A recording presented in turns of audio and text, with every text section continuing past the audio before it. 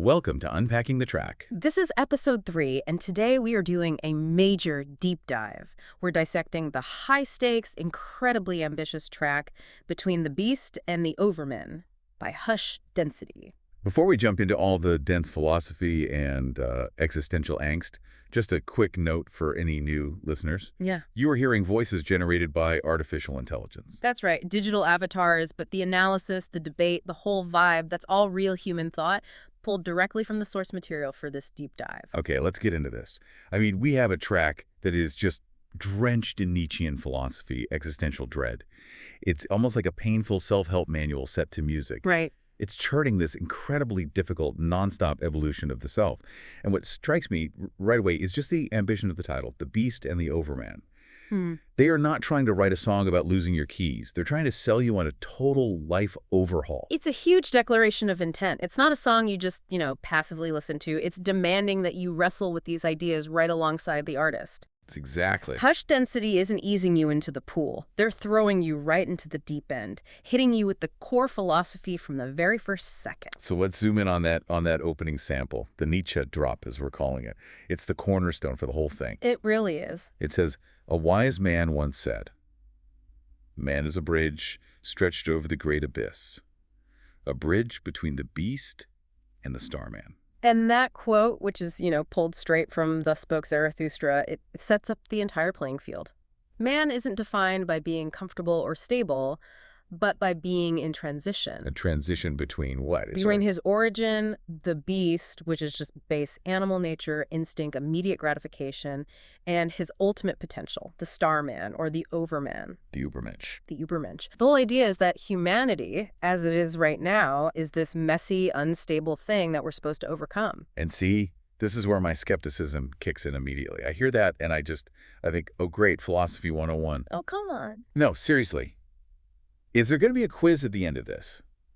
It feels like this immediate statement of intellectual ambition that's just setting us up for a huge ego trip.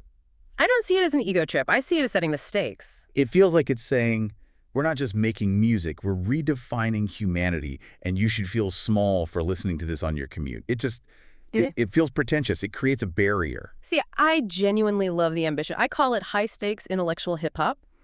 Grounding the track in a grand philosophical concept and one about radical self-overcoming, no less, it just elevates it.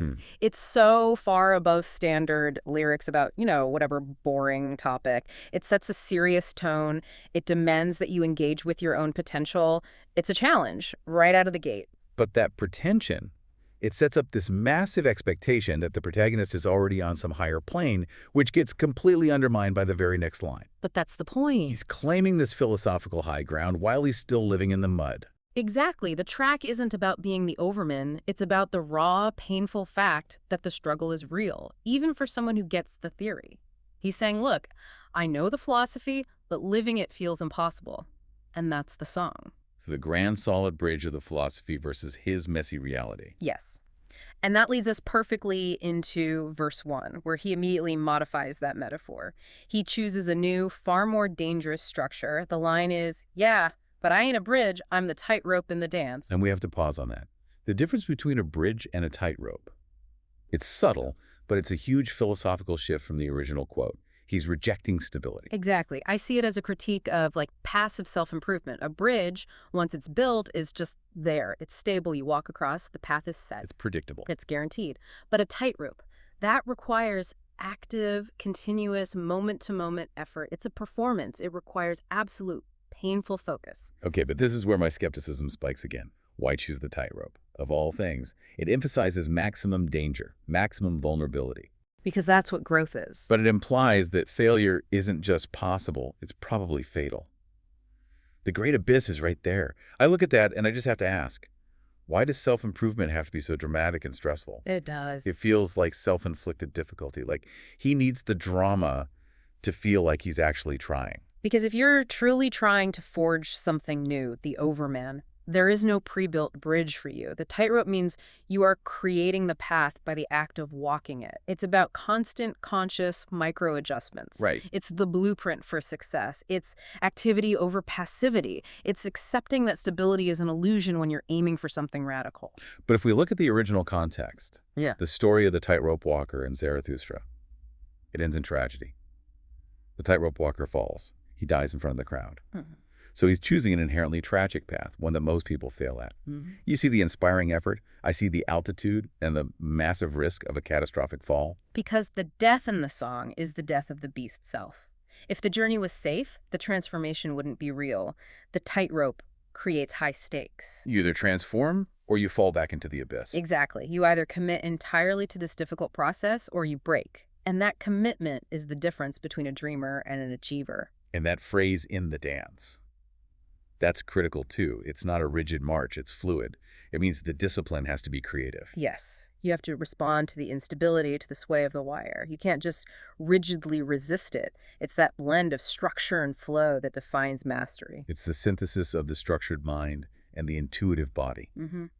And that's the challenge for you, for the listener. Are your own goals rigid and passive, like a bridge? Or do they require this active, dangerous dance? And the instability of that dance is driven home by the next image, which is, it's physically agonizing. Yeah. My left foot's stuck in primal mud, the rage of ancient days.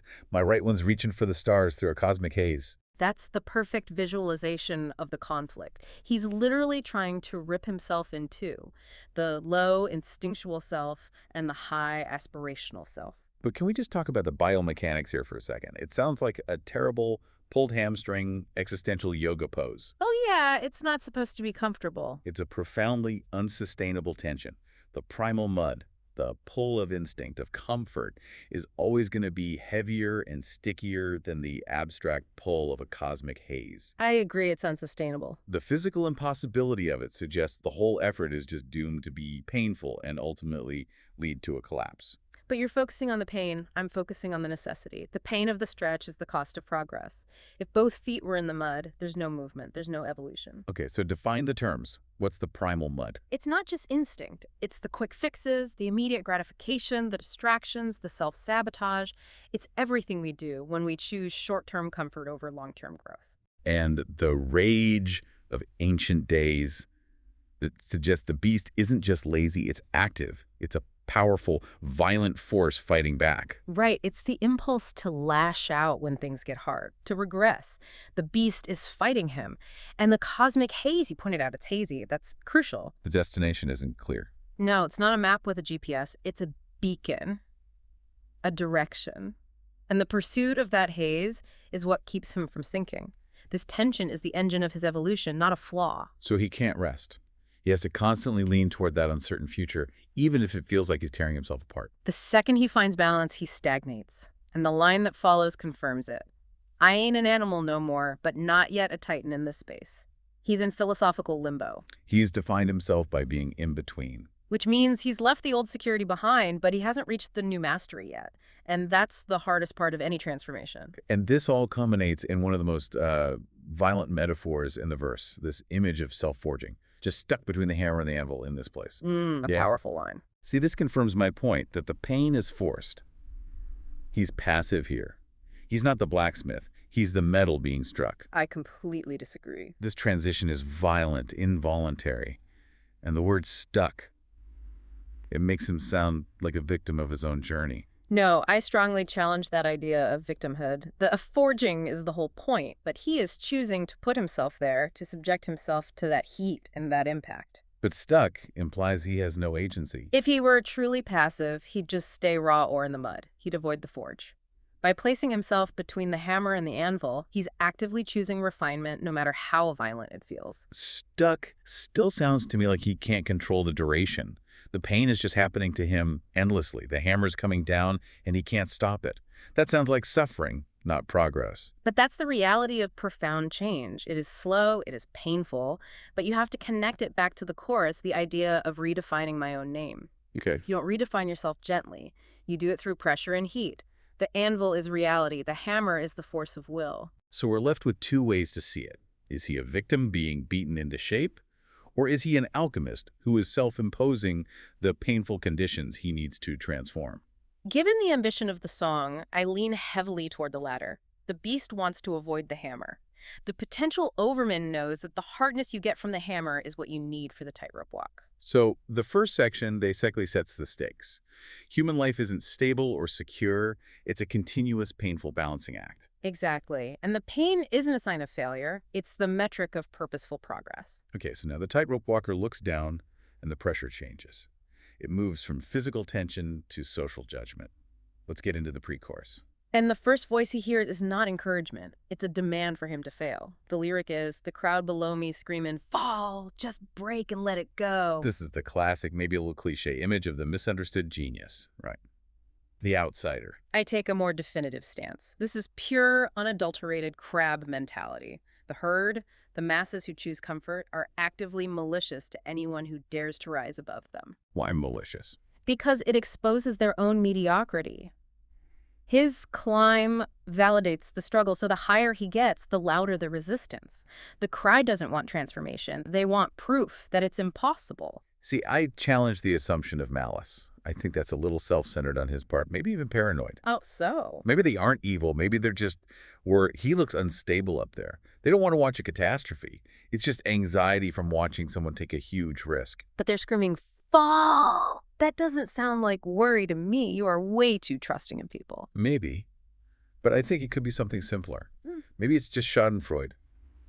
You know, the pleasure people get from watching someone else's misfortune. They don't hate him. They just want the entertainment of a disaster. They're just spectators demanding a show, and a fall is the biggest show there is. Whether it's malice or just a hunger for tragedy, the effect on him is the same. It's all just external noise demanding he come back down. And he has to counter that noise, which he does immediately. He says, I gotta reach that other side where death has lost its sting, where the self becomes a fortress, where the inner power is king. And that's a profound move. He defines his goal purely in terms of internal mastery. It's not about being rich or famous. Exactly. It's about conquering fear, where death has lost its sting, and achieving total autonomy, where the inner power is king. He's building a mental fortress to drown out the herd. He's saying, your opinions can't breach the structure I am building. That level of resilience is what's required. So the external pressure from the crowd then becomes this deeply personal internal conflict. Let's look at verse 2, where it gets intimate. Mama told me, son, just blend in, don't you stand apart. But Zarathustra in my soul is screaming, that's the start. And that is the conflict of the modern world in a nutshell. Security and conformity, the voice of Mama versus achievement and individualism, the voice of Zarathustra. Comfort versus destiny. Precisely. Listening to Mama leads to comfort, but also stagnation. Listening to Zarathustra, that inner voice of bold, dangerous individualism, that's the necessary first step toward real growth. I think we need to look at the emotional weight of that, though. The herd was abstract. This is the protective, caring voice of a parent who just wants their child to be safe. Of course. So rejecting that is much more painful. You're not just defying society. You're defying the fundamental love and protection of your upbringing. And that's why the tightrope is so terrifying. The love of the mother, though it's well-intentioned, it leads straight to mediocrity. It's the comfort of the couch that keeps you from becoming the overman. And the will to power that Zarathustra represents. That's the inherent drive of all life toward expansion, toward mastery. It's the force compelling him onto the tightrope in the first place. But let's apply the skeptic's lens to that will to power. In this context, it sounds dangerously self-aggrandizing. It sounds like the ego demanding to be elevated no matter the cost. You see, you always assume the worst. You trust the inner voice too much. The song makes it clear that voice can be narcissistic, even dangerous. The will to power, if you don't check it with some humility, it just becomes megalomania. But the philosophical meaning isn't about ruling others, it's about ruling yourself, creating your own values, imposing structure on your own chaos instead of just accepting the structure you're given. So it's not good voice versus bad voice, it's safety versus sovereignty. Yes. And he's choosing sovereignty even knowing it's going to cost him emotionally. Which is why the next line is, for me, the most honest and necessary moment in the whole track. After all this, the pain, the isolation, defying his mother, he has to check himself.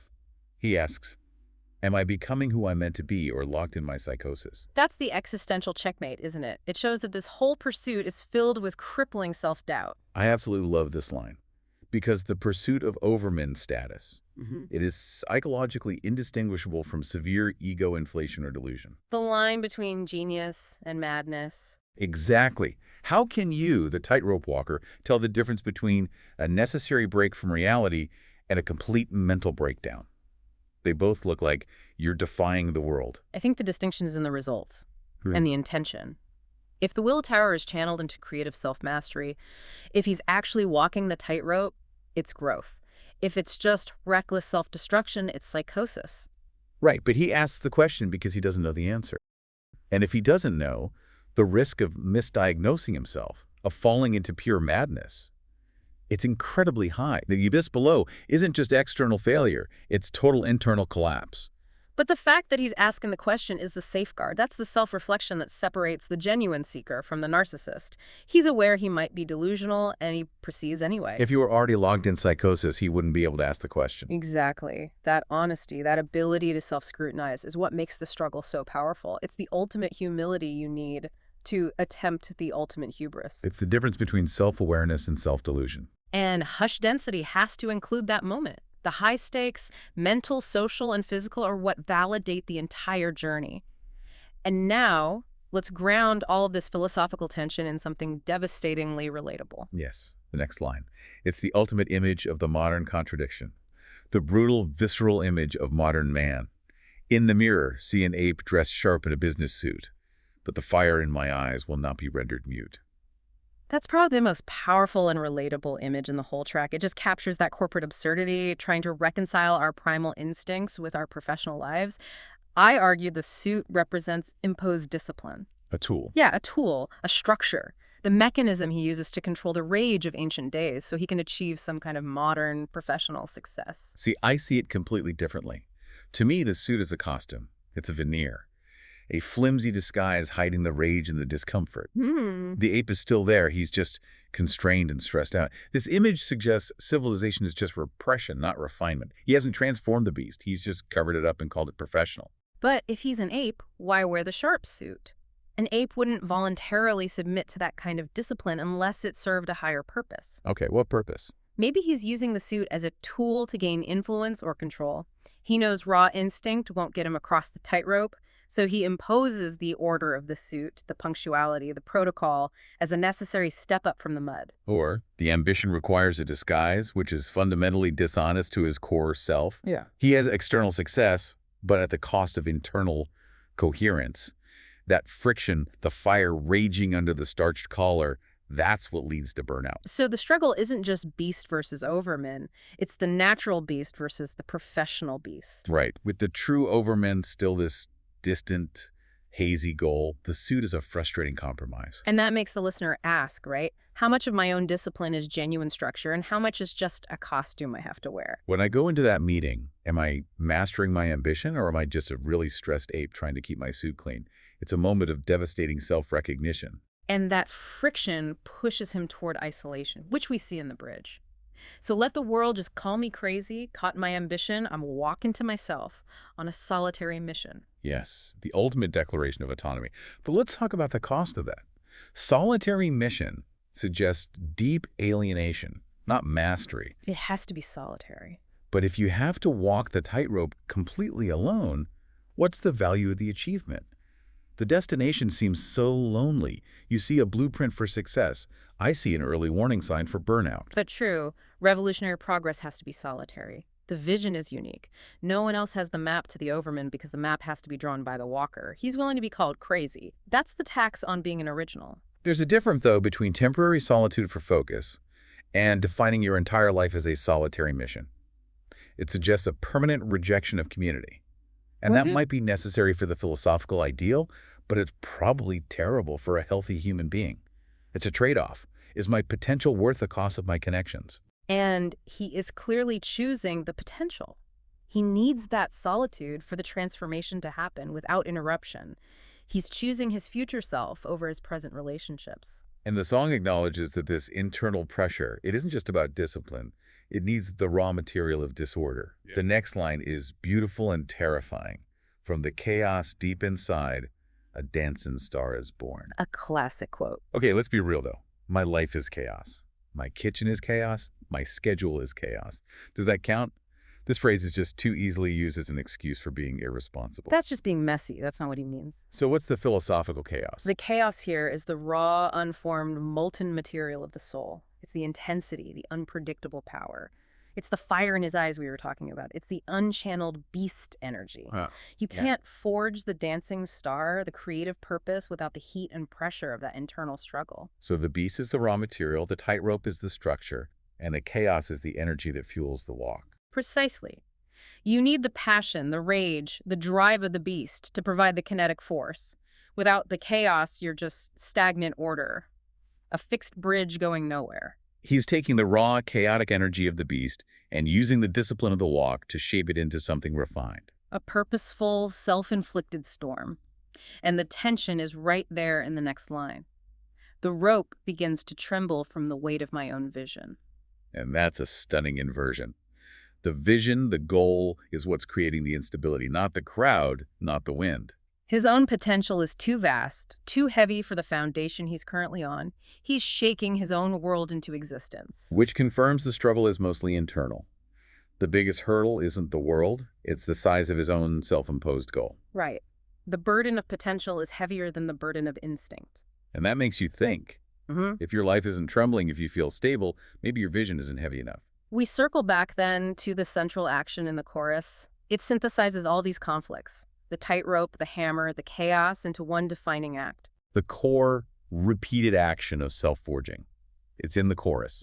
Every step's a battle, redefining my own name, burning down the old me in this transformational flame. This is the practical message. The transformational flame is the deliberate, necessary destruction of the beast elements, of the old identity that just wanted to blend in. It's not a gentle evolution. It's destruction and rebuilding. Right, which validates all the pain we talked about. The hammer, the anvil, the uncomfortable stretch. It's all pointing toward this radical, violent transformation. Okay, but let's question the sustainability of this. Yeah. Perpetual self-immolation. How often do you have to burn down the old me? Does the search for the higher self ever end? Or is he just condemned to this exhausting cycle of self-hatred and reconstruction?